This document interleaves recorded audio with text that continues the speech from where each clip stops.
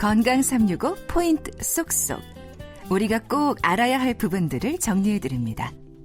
건강 365 박광식의 건강 이야기, 뇌졸중에 대한 말씀 나누고 있는데요. KBS 홈페이지와 유튜브 KBS 콩 그리고 팟캐스트로도 서비스되는 건강 365 포인트 쏙쏙, 고려대학교 구로병원 신경과의 김치경 교수와 함께 이야기 나누고 있습니다. 교수님, 뇌졸중 어떤 분들에게 위험이 높을까요? 뇌출혈과 뇌경색이 좀 다를까요? 네, 조금 다릅니다. 사전에도 좀 말씀드렸지만 아무래도 뇌출혈 같은 경우는 고혈압이 워낙에 중요한 위험 인자고요. 고혈압 이외에는 요즘 관심들이 많으시겠지만 혈관의 꽈리라 그래서 혈관의 일정 부분이 좀 부풀어 있는 그런 이제 것들과 뇌출혈에 좀 선천적으로 이제 유전적 요인으로 혈관에 기형이 있다거나 해서 내가 이제 내 혈관이 터질 수 있는 그런 위험이 있는 분들이 많고요.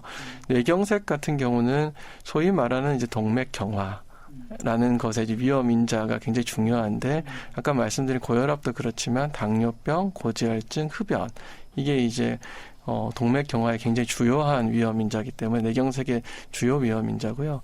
그래서 저희 의사들도 이제 저도 누구를 가르칠 때 밑에 다른 이제 전공의들이나 이런 수련을 하시는 분들한테 늘상 말씀드리는 게 동맥경화 위험 인자를 잘 숙지하고 있어야 된다. 4가지. 고혈압, 당뇨병, 고지혈증, 흡연, 이렇게 4가지는 딱 세트로 저희가 교육을 시키거든요. 그래서 그런 걸 외우고 계시는 게 중요하겠고, 그 외에 또 한 가지 요즘 굉장히 중요한 뇌경색의 위험인자 심방세동이라는 부정맥입니다. 예, 이게 뇌경색이라면 뇌혈관이 막히는 질환인데요. 비슷한 질환을 따지시면 심근경색이라서 심장혈관이 막히는 질환이 있거든요. 그거랑 비슷한 형태가 있지만 그 이외에 심장에서 핏박지가 날라오는 또 뇌경색이 뇌혈관이 막히는 질환이 있기 때문에 심방세동이라는 부정맥도 꼭 기억하시면 좋겠습니다. 네, 이 위험 인자는 우리들도 알고 있으면 확실히 예방할 때 도움이 되겠다는 생각이 듭니다.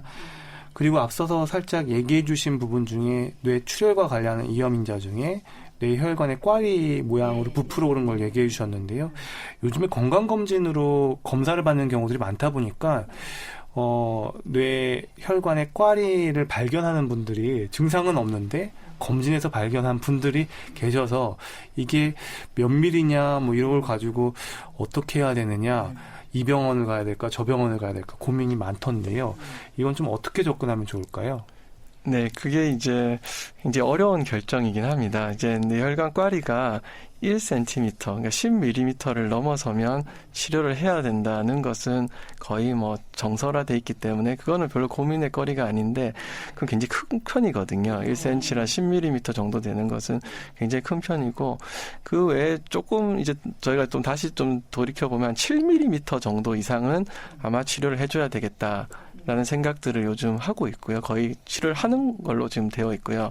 이제 또한 그러면 점점 낮춰져가지고 이제 5mm는 어떻게 할 거냐, 3mm는 어떻게 할 거냐, 이런 기준들에 대한 고민이 많아집니다. 근데 결국은 이제 치료의 합병증과 이제 앞으로 발생한 뇌출혈의 위험도가 저울질이 돼야 되겠고, 뇌출혈도 발생만이 중요한 게 아니라 이게 꽈리가 터지는 지주막하 출혈은 굉장히 위험한 뇌출혈입니다. 병원에 도착하기 전에 반 정도의 환자가 사망에 이른다고 알려져 있을 정도로 굉장히 위험한 뇌출혈이기 때문에 단지 발생률만 가지고는 우리 결정할 수가 없고 그 위험도, 그러니까 치명도를 또 결정을 해야 되는데, 그러다 보니까 요즘 국내에서는 이제 이런 꽈리에 대한 치료의 기술이 점점 좋아지고 아무래도 합병증 비율이 떨어지고, 그다음 이제 위험도는 치료가 성공적으로 된다면 위험도는 확실히 낮출 수 있기 때문에 최근 이제 5mm까지 이상까지도 적용을 하고 있고, 제한적으로는 3mm에서 5mm 정도 사이 되는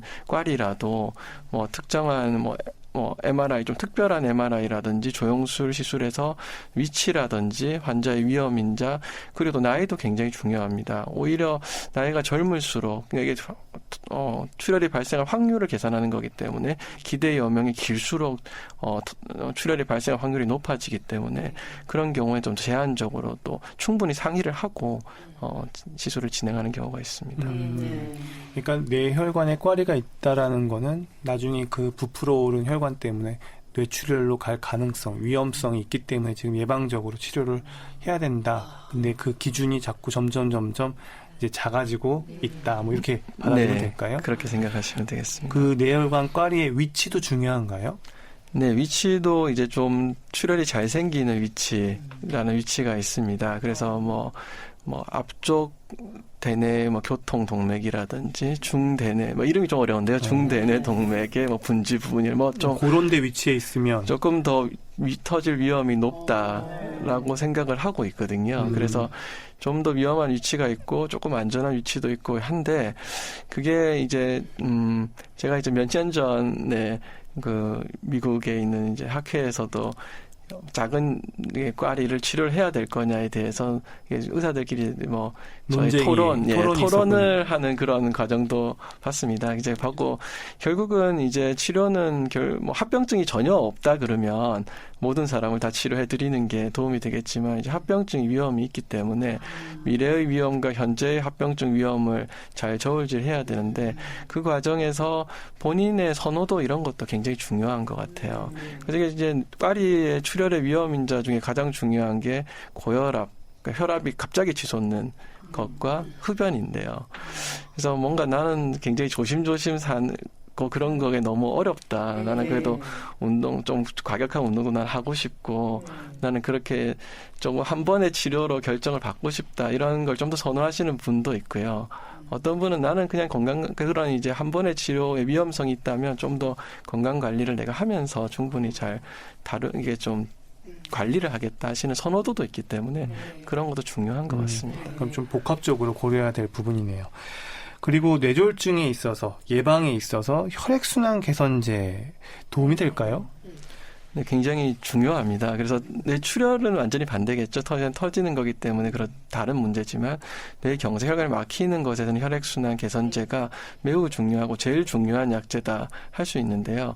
요즘은 이제 혈액순환 개선제 이외의 약제도 좋은 약제들이 점점 나오고 있어서 2차 예방이라고 저희가 부르는데 뇌경색이 발생한 분 이거나 위험도가 굉장히 높은 분, 아까 미니 뇌졸중이 있었다거나 위험 인자가 2개 이상이거나 해서 위험도가 굉장히 높은 분은 혈액순환 개선제를 써야 되지만 이유가 없이 그냥 뇌경색이 걱정이 돼서라든지 뇌졸중을 한번 예방하겠다는 목적으로 이유 없이 혈액순환 개선제를 쓰는 것은 오히려 부작용 위험 때문에 좋지 않다라는 보고들이 최근에 계속 보고되고 있습니다. 또 아스피린 얘기를 안 할 수가 없는데요. 아스피린 복용을 이야기할 때, 그러니까 2차 예방 목적으로 얘기할 때 저용량이라는 단서가 붙는 건 왜 그럴까요? 네, 그게 상당히 재밌는 결과인 것 같습니다. 그게 원래는 아스피린이란 게 이제 해열 진통제로 개발됐기 때문에 기본적으로 혈액순환 개선제로 개발된 건 아니고요. 해열 진통제로 개발됐는데 해열 진통제로 개발하는 용량 으로 쓸 필요가 없이 저용량으로 썼을 때는 이게 혈소판 기능을 억제하는 효과가 있습니다. 근데 재밌습니다. 이게 그 작은 용량에서 그래서 이게 저희가 저용량을 먹었을 때 해열 진통 효과가 있는 건 아니고요. 혈소판을 억제하는 효과가 저용량에서 보이기 때문에 그걸 저용량 투여하고 피가 있어요. 굳지 않도록 하는 효과가 저용량일 때 나타난다는 거죠. 예, 혈소판이란 게 우리가 피가 났을 때 이렇게 피딱지를 만드는 것에 굉장히 중요한 혈액 내의 그런 혈구인데요. 그런 게 이제 기능이 떨어지기 때문에 그걸 또 재밌는 건 아스피린이 저희가 이제 비가역적이다라고 말씀드리는데 한 번 아스피린을 먹으면 몸에 있는 몇 차례 아스피린을 먹으면 몸에 있는 그 혈소판 기능이 그 혈소판이 다시 재생되기 전까지는 계속 떨어져 있어요. 그래서 아스피린 자체는 사실 반감기라 그러니까 몸에서 작동하는 기간이 하루 이상 가지는 않는데요. 아스피린을 끊고 치과 치료, 다른 치료를 받을 때 수술이라든지 그런 이제 출혈의 위험이 있는 치료를 받을 때 일주일 정도 끊으라 하는 이유가 몸에 혈소판이 재생되는 기간이 일주일이 걸리거든요. 그래서 일주일을 끊으라라고 말씀드립니다. 그러니까 아스피린 해열 효과나 이런 건 하루를 넘기질 않는데 피 딱지가 생기게 하는 그 기능 저하는 한 일주일 이상 그게 재생이 될 때까지 지속이 필요한 거군요. 와. 그러면 뇌졸중 예방에 도움이 되는 노력들 어떤 게 있을까요?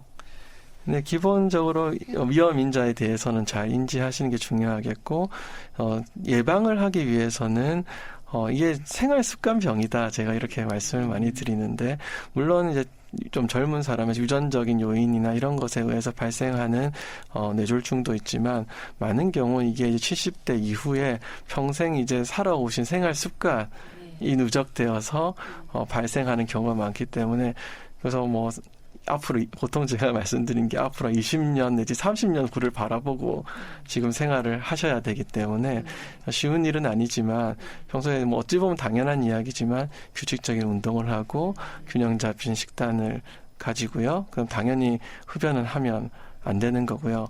물론 술에 대해서는 조금 이제 혈관 질환에 대해서는 조금 이제 저희도 논쟁은 있지만, 하여튼 폭음을 하신다든지 뭐 많은 양의 술을 섭취하시는 건 좋지 않기 때문에 적당한 양을 섭취하시는 게 꼭 필요하겠습니다. 네.